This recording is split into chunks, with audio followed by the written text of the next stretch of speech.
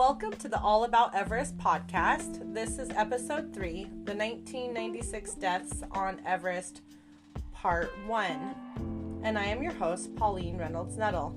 The 1996 Everest season was the deadliest season with the deadliest day.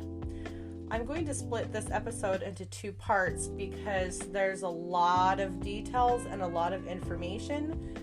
This first part will be covering the south side and the deaths in Nepal, and part 2 will cover the north side and the deaths in Tibet. In 1996, 12 people died in the spring season, 8 in one day, and 15 people total for the whole year.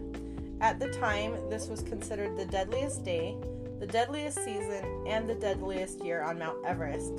Since then, the deaths from 2014 and 2015 have exceeded those numbers. So before we get into the nitty-gritty of this episode, I just wanted to share a thought and some Everest updates.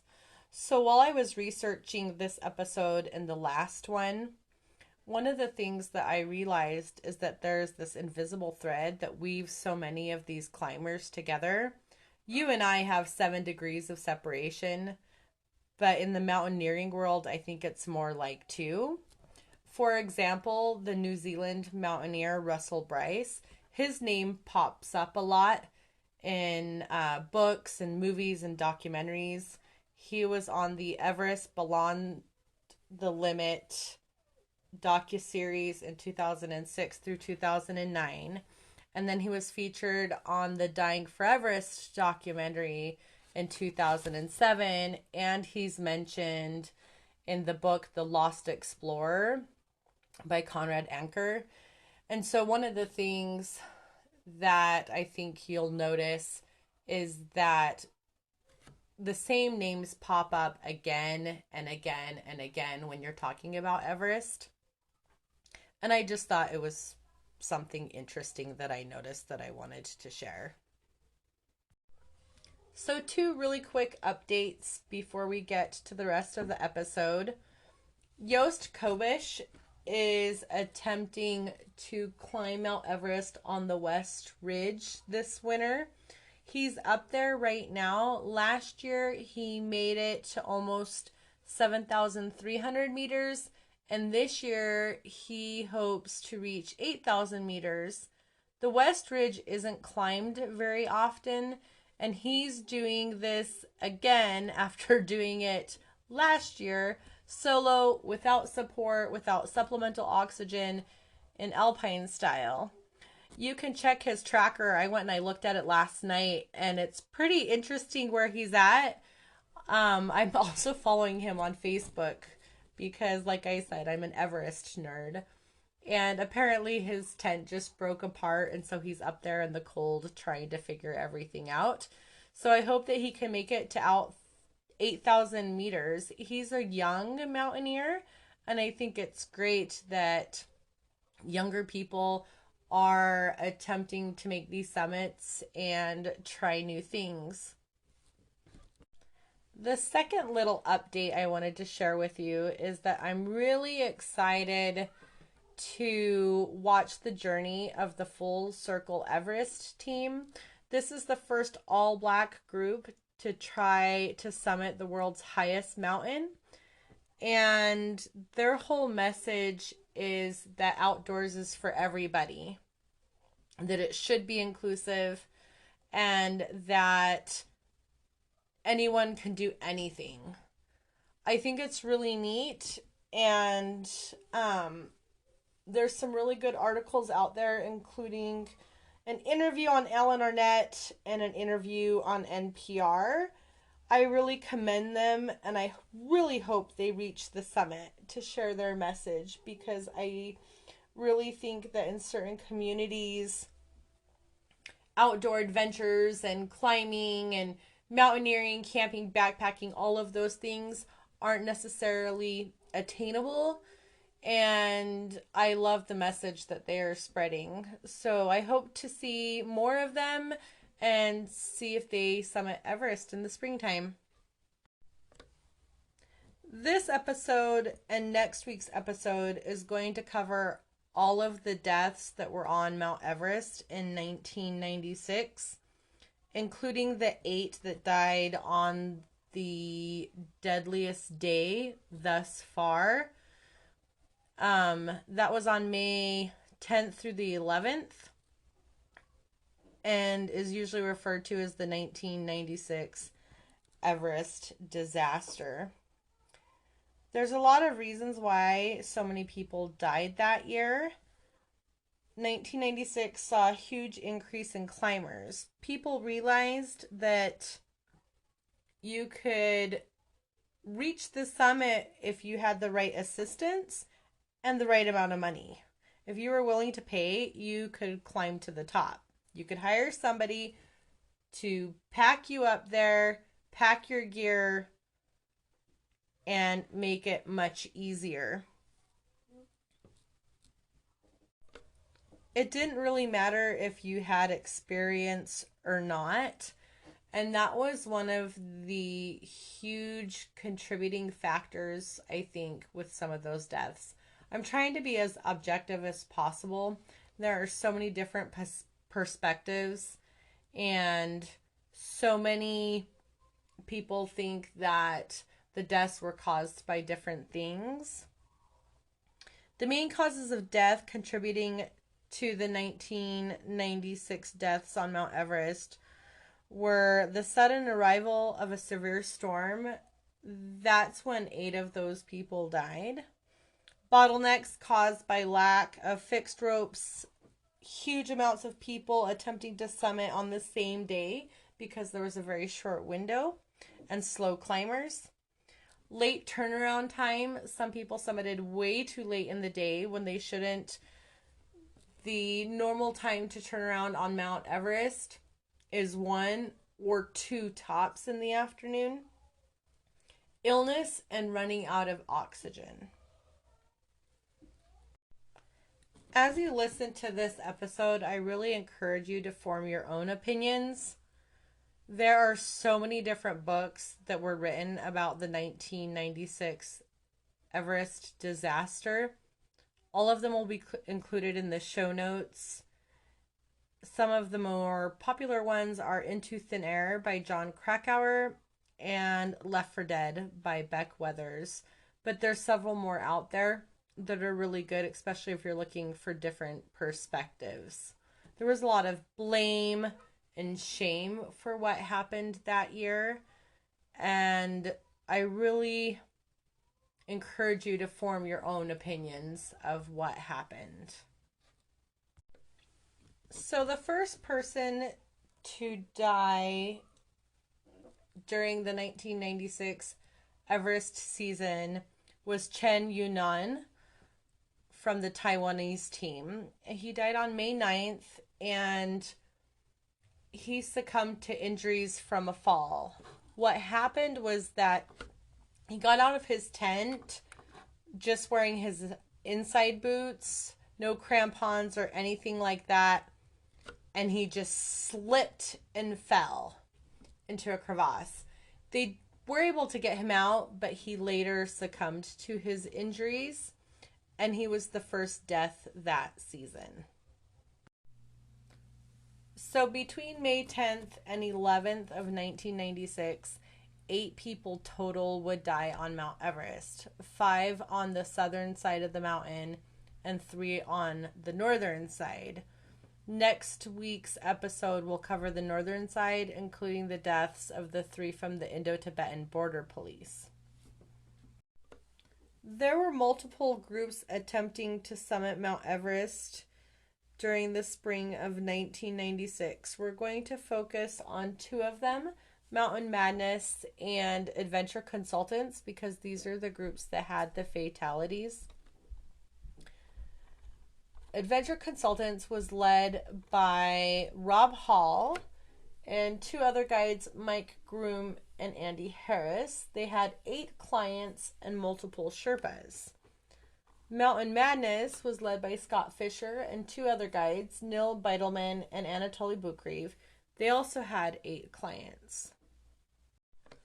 So, a little bit of background here. Adventure Consultants had three guides: Rob Hall, Mike Groom, and Andy Harris. Rob Hall was the expedition leader, and he had summited Mount Everest before. He had taken clients with him previously and had 8,000-meter peak experience. Mike Groom had also a lot of 8,000-meter peak experience. And then there was Andy Harris, who, even though he had been on mountaineering expeditions before and had a lot of experience from New Zealand, had never summited an 8,000-meter peak. They had 8 clients with them. Frank Fishbeck, who had attempted Everest 3 times and reached the South Summit in 1994, so 2 years previously. Doug Hansen, he had climbed with Rob Hall in 1995, but did not reach the summit.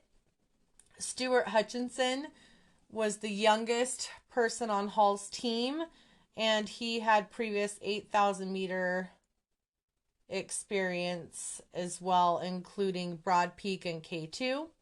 Lou Kosicki, I hope I said his last name right, had climbed 6 of the 7 summits.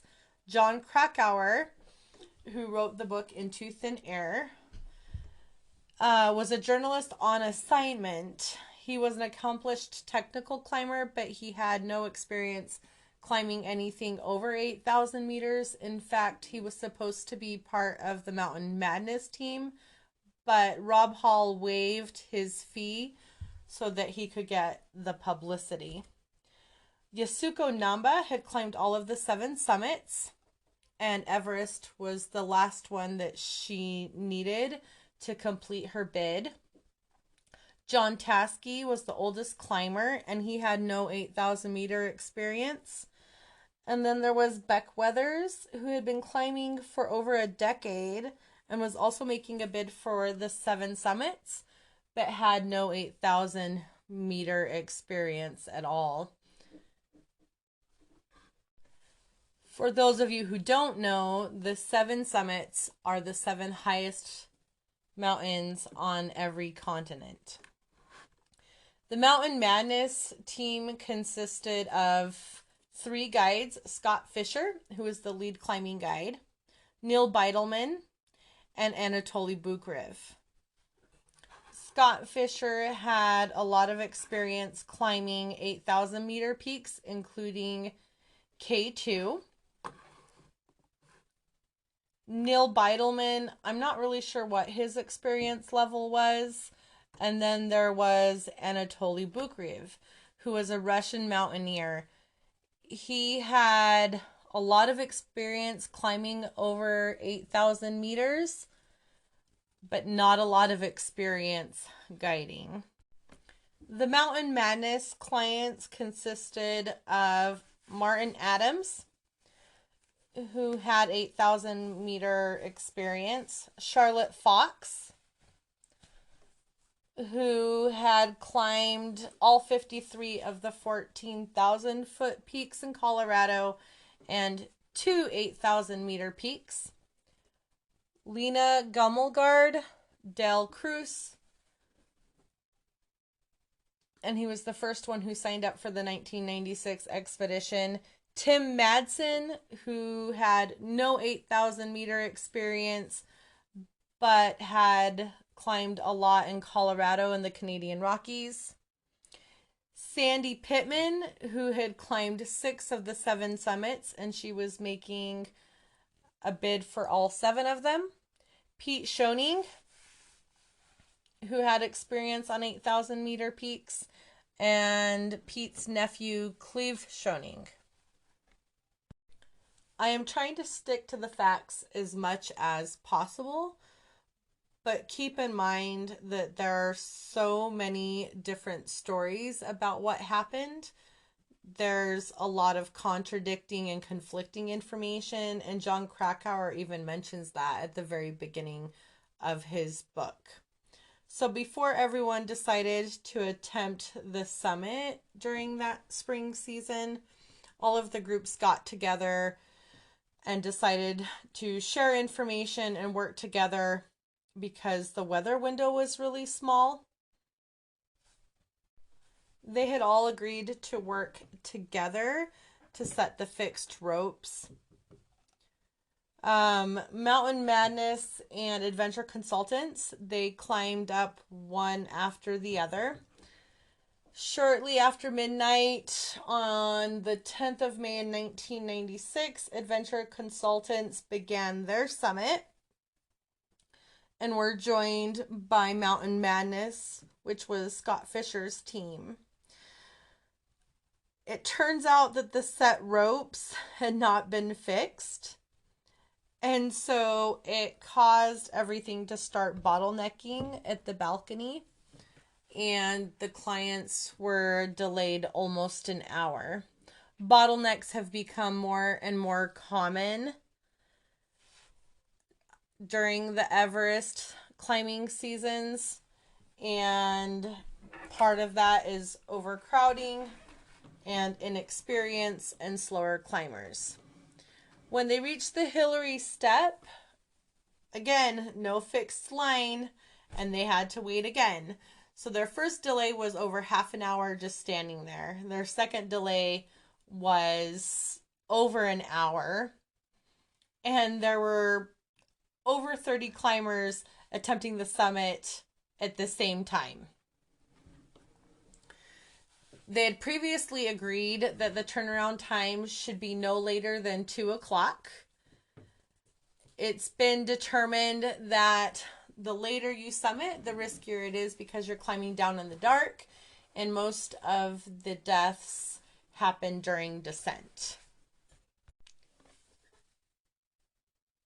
Not all of the clients reached the summit.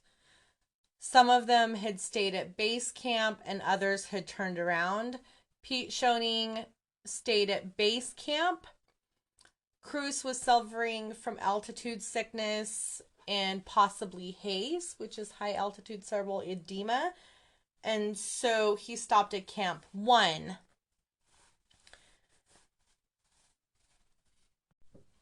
At the bottleneck on the Hillary step, Hutchison, Kosicki, and Taskey returned towards Camp 4 because they were afraid that they were not going to have enough oxygen. The first one to reach the summit was Anatoly Bukreev. He reached the summit at 1:07.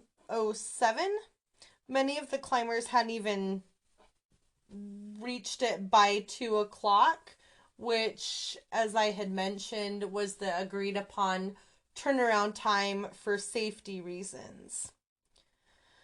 Bukreev began his descent back down at 2:30, and apparently he left some of the clients behind. He says that it was so that he could be ready to help struggling clients that hadn't made it to the top or were coming down. But many of the people there that were there that season pretty much felt that he had abandoned all of his clients. And like I said, he didn't have a lot of guiding experience. By the time that Bukreev began his descent, Hall, Krakauer, Harris, Beitelman, Namba, and all of the Mountain Madness clients had reached the summit. The weather wasn't looking too bad at 2:30, and then at 3 o'clock, snow started to fall, and it started getting dark fairly early. As everyone was climbing back down, they encountered Doug Hansen, who still hadn't made it to the summit. So already it's after 3 o'clock. The Sherpas tried encouraging him to come down, but he was insisting that he was going to reach the summit. He had tried the year before and got almost all the way to the top and had to turn around. So Rob Hall decided to go back up with Doug Hansen so he could make the summit. Scott Fisher didn't reach the summit until 3:45. He was super exhausted, and he may have been ill as well as suffering from HAPE or HACE. And Doug Hansen made the summit closer to 5 o'clock. So this is already 3 hours past the turnaround window. At this point, you have people scattered all along the summit. All of them are attempting to come down. The blizzard's getting worse. The temperatures are dropping. The snow is reducing visibility, burying the fixed ropes, and they're having a hard time finding their way down. Hall radioed for help, saying that Doug Hansen had fallen unconscious but was still alive, but they were stuck. Apparently, Andy Harris tried to reach them carrying supplementary oxygen and water. He may or may not have reached them. There's conflicting stories about what exactly happened to Andy Harris. Sometime in the night, he disappeared. Several climbers got lost during the storm. Beidelman, Cleve Schoening, Fox, Pittman, Madsen, and Gamelgard from Mountain Madness, and Mike Groom, Beck Weathers, and Yosuko Namba from Adventure Consultants got lost in the blizzard. They had no idea where they were at, so they all huddled together. The onset of the blizzard, where it got really bad, they say it was around 6 o'clock, and it eased around midnight. So at this point, you have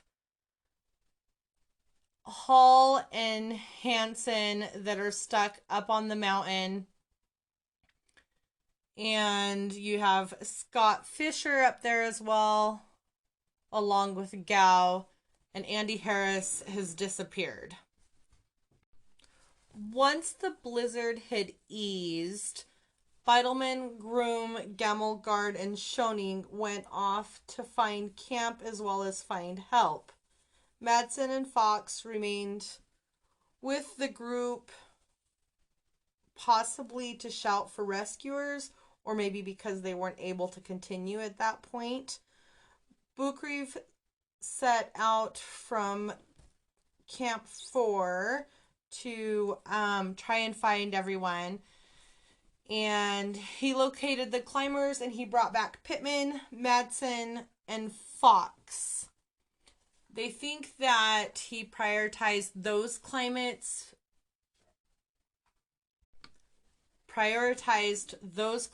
because they were from his team. And maybe he left Namba there because she was with Adventure Consultants. Bookreeve said he did not see Weathers, but apparently, from many of the accounts, Beck Weathers and Namba were considered beyond help, and they were left there. By the time that all of the climbers got back to Camp 4, they were so exhausted, hurt, and suffering from all sorts of things, including frostbite, that they felt they were unable to reach Namba and Weathers. On the early morning of May 11th, Hall was able to radio base camp, stating that he was on the south summit at about 8,749 meters. So he was able to survive the night. He reported that Harris had reached them, but was gone. Doug Hansen at that point had already passed away. Hall tried to get back down, but his hands and feet were so frostbitten that he was having a hard time traversing the fixed lines. And in the afternoon, he radioed base camp and let them know he wasn't going to make it. So he was able to talk to his wife, Jan, by satellite phone. She was pregnant with their first baby, and she was also an experienced climber and probably would have been up there with them if she had not been pregnant. So at least he was able to say goodbye. On the afternoon of the 10th, Stuart Hutchinson, who had not attempted the summit, he launched another search for Weathers and Namba. He did find them alive, but they weren't responsive, and their condition was so bad that he felt that they were beyond hope. He decided to just leave them because there was no way that they could save Namba and Beck Weathers. But later in the day, somehow, miraculously, Weathers regained consciousness and he was able to get into Camp 4 by himself. Nobody's really sure how it happened. He was suffering from really bad hypothermia and frostbite. In fact, he lost his nose, his right hand, a lot of his right arm, and all of the fingers on his left hand. He was eventually life flighted out by helicopter along with Gao. On the afternoon of the 11th, another rescue team was able to locate Fisher and Gao, but Fisher's condition was so bad that they felt that he was beyond saving, and they were able to rescue Gao. So from the Adventure Consultants team, the climbers that died were Rob Hall, Doug Hansen, Yasuko Namba, and Andy Harris. I think it's really sad that so many of their group passed away. At least Rob Hall was able to say goodbye to his wife. Doug Hansen was able to summit Mount Everest, and that was something he really wanted to do. Yasuko Namba did complete her bid of the 7 summits because Mount Everest was the last one that she needed to accomplish that feat. And at the time, she was the oldest woman to have summited Mount Everest. And then you have Andy Harris, and to this day, no one has found his body. Mountain Madness had 2 casualties. Scott Fisher, who died on the mountain, and the Sherpa Nawang Topcha. I totally butchered that one. The Sherpa was hospitalized in April because of high altitude pulmonary edema, and he died on June 9th. So even though he didn't pass away on the mountain, he is considered one of those who passed away during the 1996 Everest season. Scott Fisher was considered a mountaineering rock star and one to watch, and it's really unfortunate that he passed away. Later in the season, on May 25th, Bruce Harrod from the South African team would pass away by the Hillary Step. Apparently, he got tangled in the ropes while he was descending. He was left behind by his team. There's a whole lot of controversial stuff about the South African team and their summit attempt, and that I think will be its own episode. But supposedly the leader of that team wasn't very truthful when he talked about his experience. He wasn't truthful when he recruited the climbers and was almost irresponsible. But again, I'll let you be the judge of that, and this will be visited at a later date because I think it's really important to even look at like the ugly side of mountaineering and the whole South African team story from 1996 is maybe even horrific. But I'll let you judge that. It'll probably be in the next 5 to 6 episodes when we'll discuss that. So on the south side, you have the first death on May 9th. And then you have Scott Fisher, Rob Hall, Doug Hansen, Andy Harris, and Yasuko Namba, who died on May 10th and 11th during the blizzard. You also have Bruce Harrod, who died on May 25th, and Nawang Topche, who died on June 6th. Those are all of the deaths that were on the south side during the spring season. Besides the normal risks on Mount Everest, like falling or altitude sickness, this season in particular had a couple other things that may or may not have caused deaths.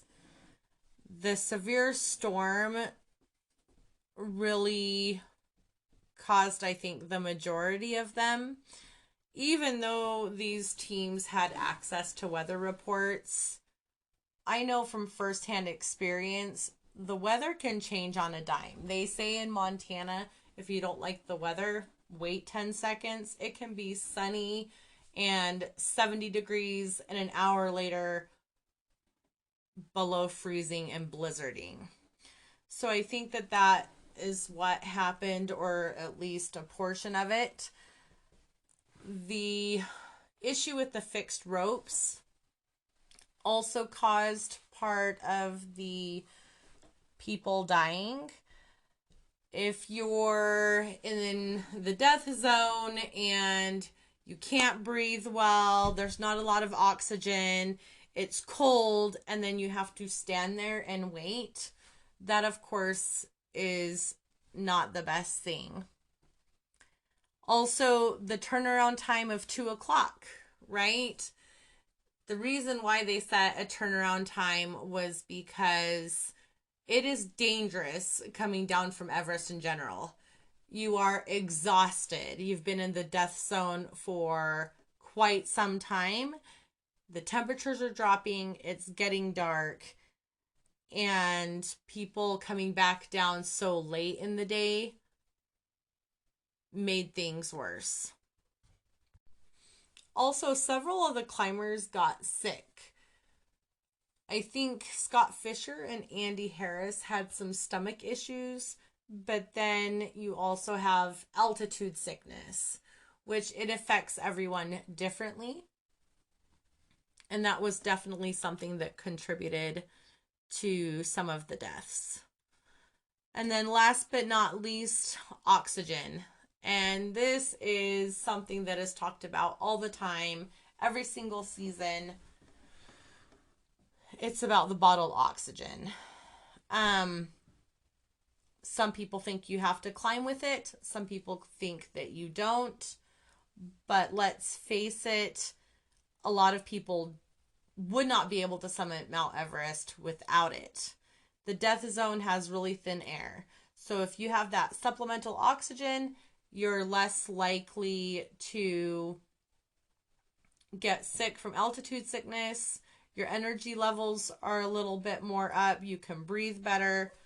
And the whole fact that they ran out of oxygen or they lost oxygen or oxygen was stolen, because again, there's a lot of different stories, was probably another factor into some of the deaths. One thing that I didn't really talk about was radios. Not everybody had one, and it's becoming more and more common that people carry radios with them or beacons or sat phones or things like that. So if they get into trouble, they can reach out for help. And not everyone had radios. Some of the radios weren't working. So that may have been a factor, but I think it wasn't as big a factor as the huge blizzard and the cold. I'm sorry this episode is so long.